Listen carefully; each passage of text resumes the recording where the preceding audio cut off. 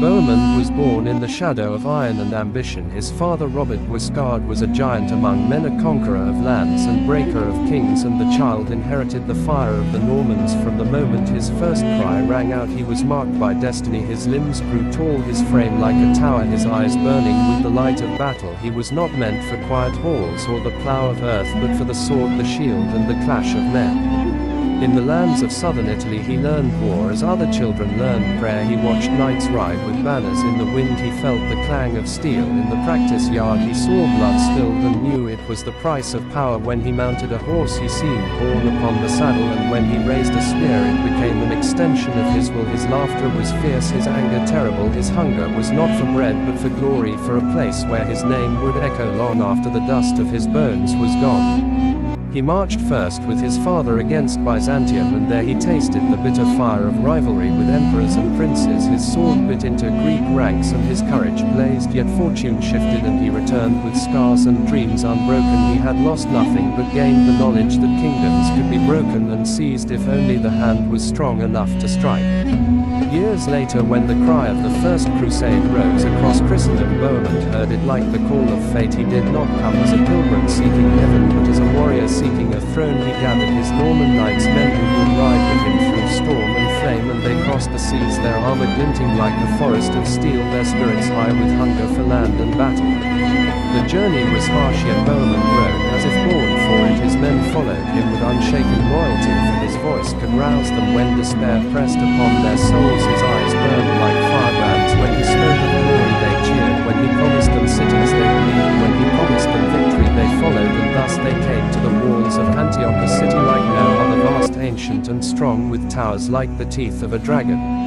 The siege dragged on long and merciless. Hunger gnawed like wolves, cold pierced the flesh, enemies swarmed, and still the city held. Yet Bohemond did not falter. He walked among the men with words like iron. He rode along the lines with a presence that banished despair. He studied the walls, the gates, the guards. He sought not only to fight but to outthink his foe, and in secret he spoke to a guard within the city with promises of gold and power, and through this cunning Antioch was betrayed into his hands. When the gates opened, Bohemond and his knights stormed within. The streets rang with the cries of battle. Steel flashed, blood flowed, but the Normans triumphed, and Antioch was theirs. The city that had defied them had fallen, and it was Bohemond who stood as master. His sword lifted, his voice echoing above the carnage like thunder. Men looked upon him with awe and fear, for he had carved victory from despair and taken for himself a crown of stone and fire. Yet his triumph was not without shadow, for soon the armies of the east swept down upon Antioch, and the Crusaders found themselves besieged in the very city they had seized. Famine struck again, disease burned through the ranks. Men spoke of doom, yet Bohemond would not bow. He strode among the starving, he spoke of destiny. He swore that Antioch would not fall as long as he drew breath. His courage was like a flame, and his warriors took strength from it, and when the moment came they burst forth from the gates like lions. The clash shook the earth, and the foe was broken, scattered by the fury of the Crusaders and the fire of the Norman prince. Antioch was saved, and from that day Bohemond was more than a man. He was a legend to his followers, a terror to his foes, and in the quiet of night when men whispered by the fire they said his destiny was bound not to Jerusalem but to this city of towers and stone. Bohemond, the Norman lord of Antioch, stood not as a servant of crowns but as a master of his own destiny. He had come across the seas and carved a realm with sword and cunning, and now he ruled the towers of Antioch with a grip of iron. His men loved him for his courage, his enemies feared him for his wrath, his allies distrusted him for his ambition. For Bohemond was not content to bow before emperors or kings. He was born to command, not to serve. The Byzantine Emperor Alexios had once been his ally, yet now he stood as his rival, for the Greeks claimed Antioch as their own. But Bohemond laughed at their claims, for it was not parchment nor ink that won the city, it was blood, steel and fire. He defied the empire and made Antioch his principality, a fortress of the Normans on the edge of the eastern world. But power never rests in peace. The princes of Islam rose against him from Aleppo, from Damascus, from the plains of Mesopotamia. Armies swept forth like storms, yet Bohemond met them as the lion meets the jackal. He rode at the head of his knights, his lance flashing, his voice roaring above the din of war, and the earth trembled beneath the hooves of his charge. Battles raged across valleys and river crossings, arrows darkened the sky, drums thundered like the heartbeat of war, yet still the Norman prince carved his victories from the chaos, his sword drinking deep reap the blood of foes. His name spread like fire through the east. Mothers frightened children with it. Warriors cursed it. Priests of distant lands whispered it. For Bohemond of Taranto had become the shadow that haunted him, a giant whose hunger for land and power was as endless as the desert itself. Yet no man, even one as great as he, can fight the world alone. The tides of war grew heavier, his enemies many, his allies uncertain, and the weight of Antioch pressed upon his shoulders. So Bohemond turned once more to Europe. He crossed the sea, leaving his principality in the hands of kin and vassals, and in the halls of Rome and France he raised his voice like thunder, calling lords and knights to his banner. He promised them riches, lands, victories beyond measure, and men flocked to him, for his presence was like a flame that drew moths.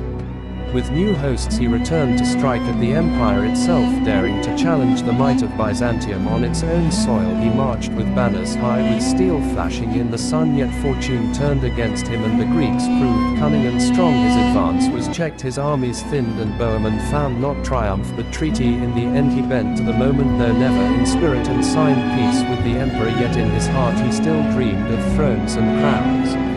In his later years he returned to Italy, his body worn but his spirit unbroken. He had walked through fire, crossed seas, commanded armies, defied emperors, carved out kingdoms in lands where his fathers had never set foot. His name already a saga sung in halls and whispered in deserts, his deeds etched upon the bones of the world. The end came in the year of 1111, when the great warrior closed his eyes for the last time in the land of Apulia, far from Antioch. Yet his spirit remained bound to the towers he had seized, to the walls he had defended, to the blood-soaked ground where he had risen from mortal man to legend. Knights wept for him, lords remembered his power, enemies sighed in relief, for the giant of the Crusades had fallen.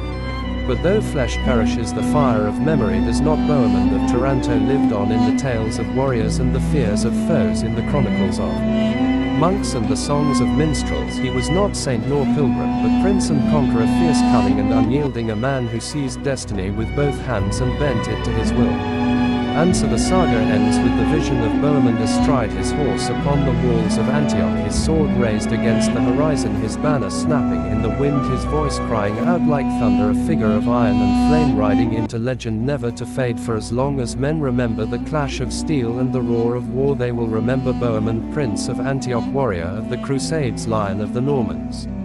I need your unwavering support, and I want to feel your presence behind me like a pillar of strength. Please like and subscribe. Thank you.